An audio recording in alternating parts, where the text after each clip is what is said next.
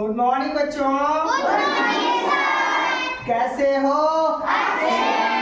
सब लोग अच्छे हो? यस। अच्छा, आज जो है हम लोग क्या पढ़ेंगे? विज्ञान।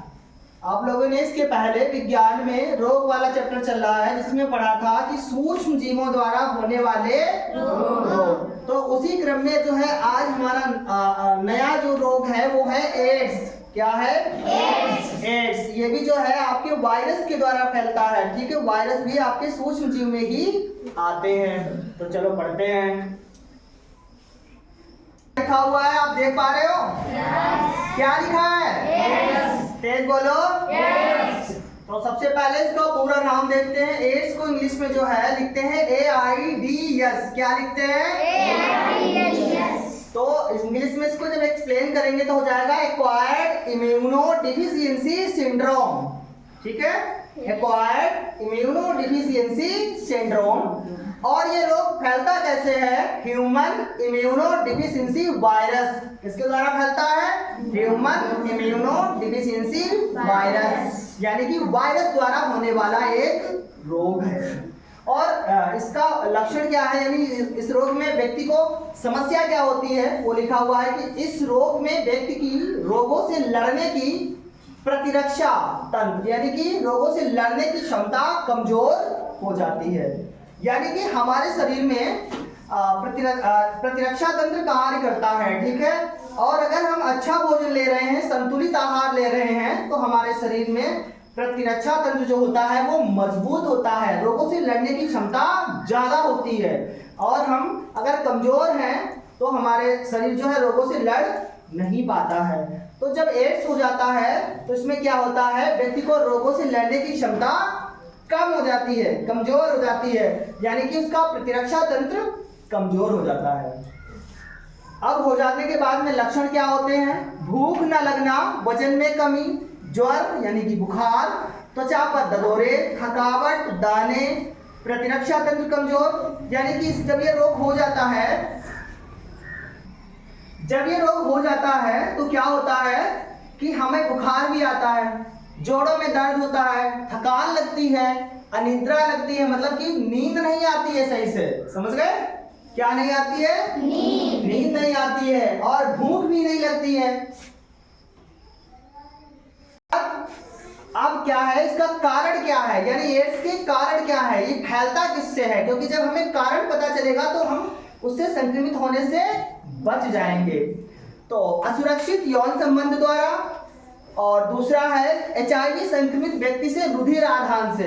रुधिर आधान यानी आपने किसी दूसरे व्यक्ति से, अन्य व्यक्ति से जब रुधिर लिया तो उससे भी, यानी उसको अगर होगा पहले से तो रुधिर के माध्यम से आपके शरीर में भी स्थानांतरित हो जाएगा, यानी ट्रांसफर हो जाएगा। इसके अलावा संक्रमित सुई व सिरिंज के प्रयोग से, यानी डॉक्टर्स ने किसी संक्रमित व्यक्ति को पहले सुई का इस्तेमाल किया और फिर आप गए तो आपको भी उसने सुई लगा दी, उसी सुई से आपको जो है इंजेक्शन लगा दिया आपकी बॉडी में, तो क्या हुआ? उसके शरीर से वायरस आपके शरीर में आ गए। ठीक है, इसके अलावा अगला है संक्रमित मां से शिशु को। किसको? चौथा है संक्रमित मां से शिशु को, यानी कि अगर कि कोई मां HIV से ग्रसित है, एड्स से ग्रसित है, और उसके माध्यम से उसका जो बच्चा हुआ है, शिशु जो हुआ है, उसको भी हो जाएगा। कैसे? क्योंकि वो अपने बच्चे को स्तनपान कराएगी और उससे वो ट्रांसफर हो जाएगा। अब क्या होता है लास्ट में? एड्स से बचाव, यानी जब ये हो जाएगा तब हम उससे कैसे बचेंगे, या उससे हम बचने के उपाय क्या हैं? क्योंकि हमें उपाय भी पता होने चाहिए। तो पहला है इंजेक्शन लगाने में साफ व नई सिरिंज का प्रयोग करना चाहिए। कैसी सिरिंज का? नई, और साफ भी होनी चाहिए। ठीक है, सिरिंज जो है वो संक्रमित नहीं होनी चाहिए। जब आप डॉक्टर के पास जाओगे ना इंजेक्शन लगवाने के लिए, बीमार तो सभी पड़ते हैं, ठीक है, तो जब डॉक्टर आपको इंजेक्शन लगाए ना तो सबसे पहले ये जरूर देख लेना कि जो डॉक्टर सुई इस्तेमाल कर रहा है वो सुई कैसी है, पुरानी तो नहीं है। ठीक है, नई सिरिंज से आप इंजेक्शन लगवाना। ठीक है, दूसरा है रक्त आधान से पूर्व रक्त की जांच अवश्य करनी चाहिए। यानी जब कोई व्यक्ति है, यानी जब वो दुर्घटनावश हो जाता है या किसी बीमारी से ग्रसित है, उसको रुधिर की आवश्यकता है, उसके शरीर में रुधिर की कमी है, खून की कमी है, तो किसी अन्य व्यक्ति से लेना पड़ता है, तो वो जो रुधिर लेता है उसकी जांच अवश्य करवा लेनी चाहिए, यानी उसकी जांच होनी चाहिए कि जो रुधिर हम प्रयोग कर रहे हैं वो एड्स से ग्रसित तो नहीं है। इसके बाद लिखा रेजर या ब्लेड नए व साफ प्रयोग करने चाहिए। ठीक है, आप नाखून काटने के समय या शेविंग के समय जो हमें रेजर इस्तेमाल कर रहे हैं, ब्लेड इस्तेमाल कर रहे हैं, वो कैसे होने चाहिए? साफ हो, नए हो, यानी किसी के इस्तेमाल किए हुए नहीं होने चाहिए। ठीक है, इसके बाद अगला है चौथा, नशीली दवाओं का सेवन नहीं करना चाहिए, हमें उससे बचना चाहिए। ठीक है, जो ड्रग्स लेते हैं, जो नशीली दवाएं लेते हैं, देखा होगा बहुत सारे कबाड़ बीनने वाले छोटे छोटे बच्चे, ठीक है, वो नशीली दवाओं का सेवन करते हैं। ठीक है, तो उनमें ऐसी बीमारियां जल्दी स्थानांतरित हो जाती हैं, क्योंकि वो क्या गलत कार्य करते हैं और उनमें ये बीमारियां फैलती हैं। इसलिए हमें नशीली दवाओं के सेवन से बचना चाहिए।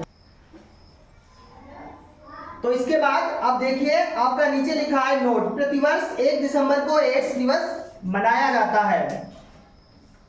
एड्स से बचने के लिए, जागरूक करने के लिए, लोगों को एड्स के बारे में जागरूकता लाने के लिए प्रतिवर्ष यानी कि हर साल 1 दिसंबर को एड्स दिवस का आयोजन किया जाता है, यानी एड्स दिवस मनाया जाता है, जिससे क्या होगा कि लोग जागरूक हों। ठीक है, लोग जागरूक हों और इसके बारे में उनको जानकारी हो, जिससे इस रोग से वो बच सकें। ठीक है, तो 1 दिसंबर को क्या मनाया जाता है?